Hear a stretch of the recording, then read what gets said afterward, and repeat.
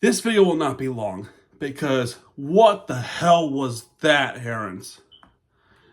This loss, man. It's one thing to lose to the Loons 4-1. It's another that you lose to Orlando City. You know why? Fucking counterattack, man. Inter Miami's defense is atrocious and, for the looks of it, undisciplined. You can complain to the officials all you want. Fact of the matter is, you let a team from Central Florida to come down and kick your sorry asses 3-0, 3-0 at Chase Stadium. You know what's the one thing they can do that Inter Miami cannot do against each other? Win the game on the road. And Orlando City, especially against the Messi team, had no problems doing it. Now look what's going to happen. They have the full bragging rights because they can brag about winning against a pretty big teams. They deserve it. But Inter Miami's defense is such a shit. It's such a shit show, and there's just nothing that they can do to fix this. That part's on the front office. And you know what, though? I'm going to pinpoint this on the coach, too.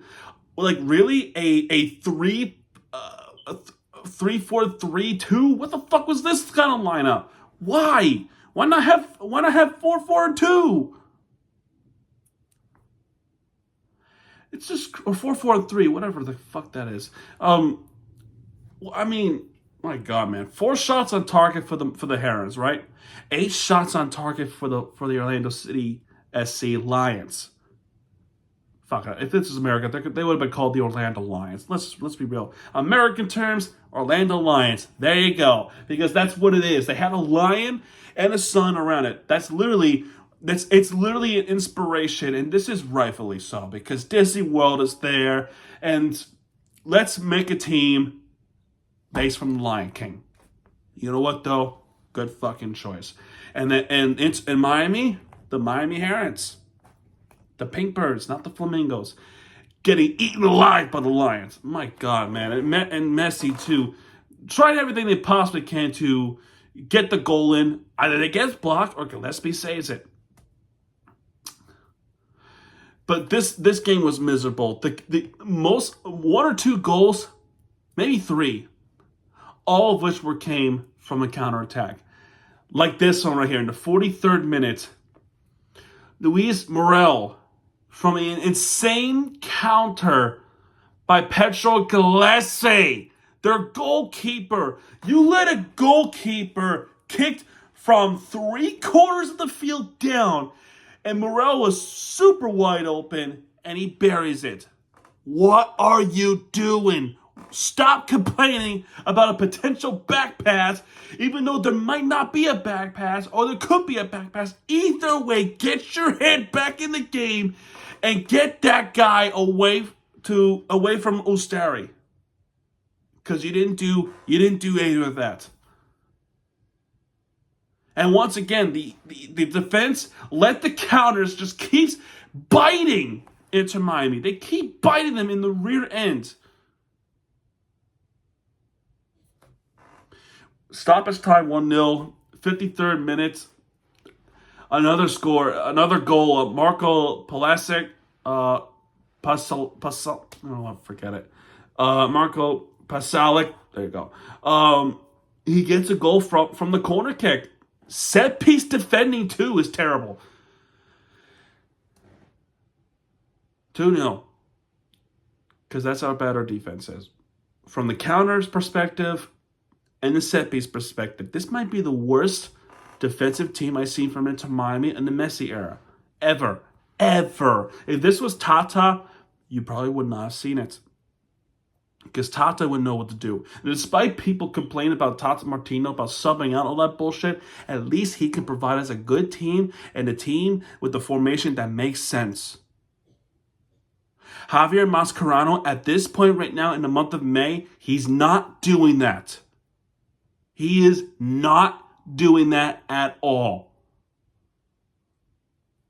So something is not going right.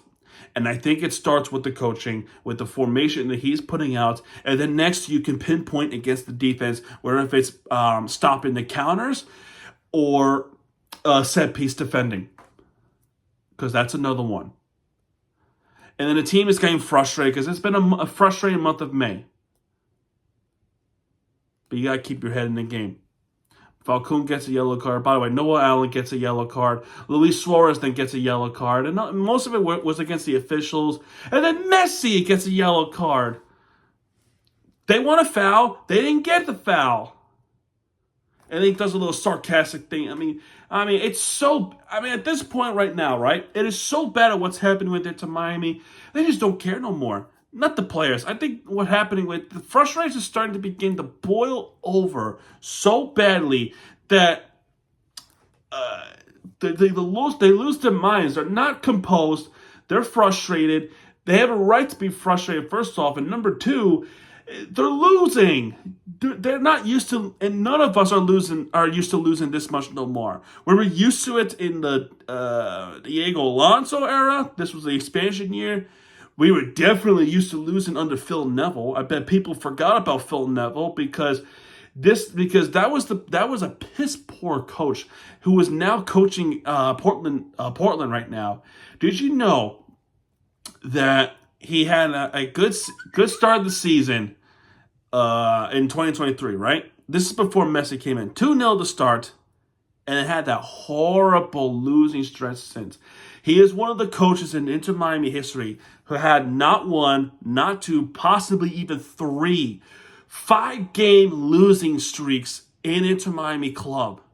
I bet most people don't even know that. But yeah, that's what happened. It happened in 21, and it happened in 22. And it most likely happened around in 23 as well.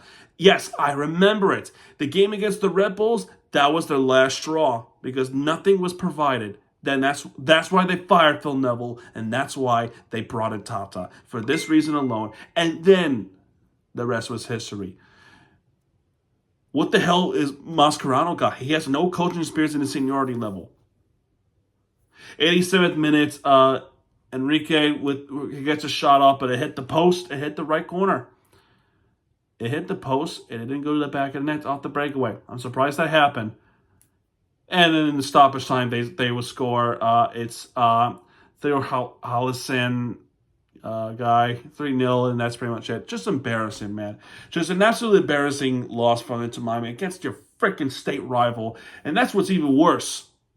You can't beat them in Orlando, but Orlando can beat you in South Florida.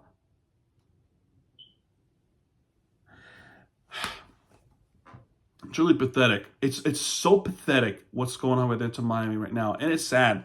They got to make some adjustments. Honest to God, they should. The FIFA World Cup is coming, and you have no idea how to fix it. You got Philadelphia next, who is now top of the Eastern Conference at Subaru Park. They welcome in Montreal. That should be a win. If you don't beat Montreal, then you don't deserve playoffs. And then follow up by a game against Columbus Crew, the team that they beat in Cleveland. And all of that in the span of 7 days, 3 games in that 7 days starting Saturday. And then the FIFA World Cup. But we'll see what happens. Anyway, guys, I'm done talking about this. Coming up next, the Florida Panthers Game 7 recap. Stay tuned. Adios.